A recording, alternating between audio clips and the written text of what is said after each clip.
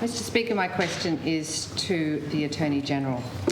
Attorney-General, the Integrity Commission report tabled yesterday contained allegations from the CEO of Worksafe that you and your office asked the independent regulator what he was intending to do about the Bob Brown Foundation forest protesters. We were cleared. The report also found that any public comments he made about the matter would be required to seek approval by the Government Communications Office within the Premier's office. You have denied these allegations and yesterday threatened to take action against me for discussing the Integrity Commission's report. Misrepresenting it. No, actually lies. CEO Misrepresenting argued it. he did not act on perceived or actual pressure in making his The only decision. criticism they made was of you. So it's hard to imagine he would make up the claim that you and your office attempted to influence his actions. Why would Mr Cocker lie? Inconsistent. And why would Tasmanians take your word against Mr Cocker's, The IC the criticised independent you. Worksafe regulator on this matter? Honourable Attorney-General.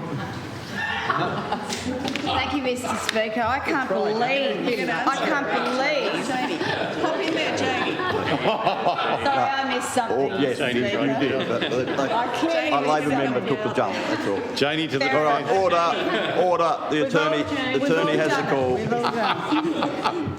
Look, Mr Speaker, I can't believe that Dr Woodruff would come in here, although I'm not surprised because she's got parliamentary privilege protection here, but I was surprised that she had the stupidity, and I'll call it that, to issue a media release yesterday. Mr Speaker. Oh, no. Mr Speaker, I take offence at that language.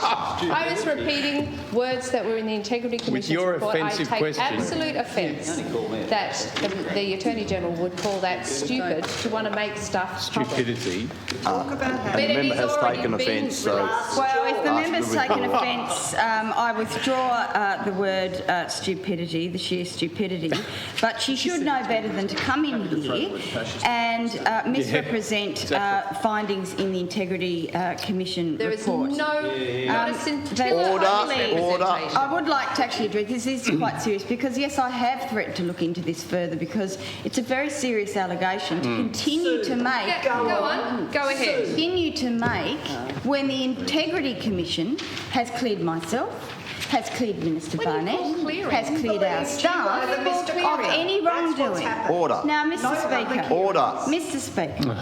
They've disregarded the Integrity Commission investigation Just findings. criticised. The investigation is, unfortunately, another example of the Integrity Commission being weaponised for By you. perverse political, ideological games. They did their work and we're reporting on Order. their Order. And this is yet another example of the Greens making a complaint, which they are well entitled to do, and I don't have an issue with that.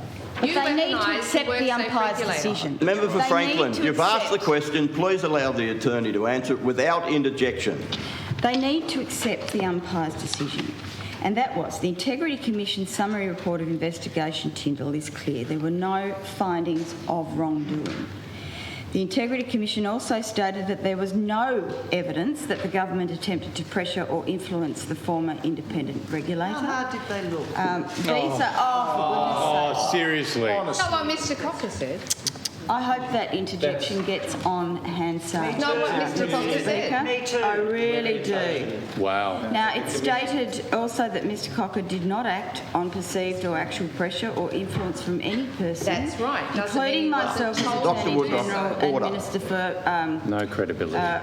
it was then called Building Construction, That is now embarrassing Workplace for them. Safety, Minister Barnett or our staff when he decided to issue a prohibition notice. It found we did not attempt to exercise undue influence over the regulator in relation to the issuing of a prohibition notice.